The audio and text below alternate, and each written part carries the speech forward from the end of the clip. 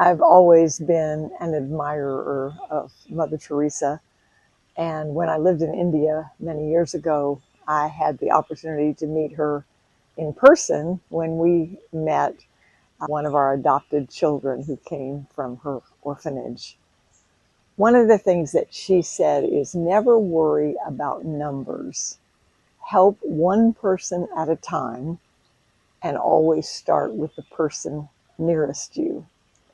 Certainly that's true. I would like to take it just a step farther and say where you start is with yourself. I've had several conversations this week with people who were trying to organize their lives, trying to downsize, trying to declutter, and they kept focusing on other people in the household and getting them organized. But it really has to start with us.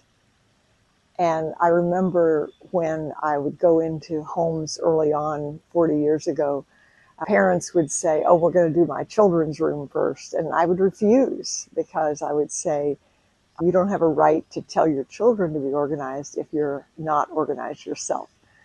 Didn't always go over well at first, but it is the truth. And I think you can apply that in another way. I've often said that Jesus decluttered the 10 Commandments. What do I mean by that? When the rich young ruler asked him, what do I need to do to be saved? He said, love the Lord your God with all your heart, all your soul, and all your mind, and love your neighbor as yourself. Meaning that you can't love the people around you if you don't love yourself.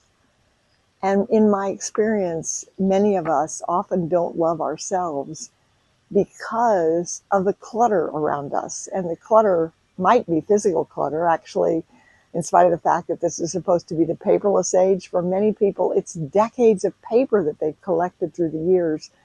Or sometimes the clutter is a relationship or a lack of forgiveness.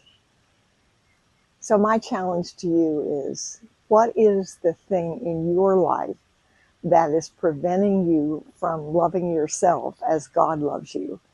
Because that's the first step to loving others.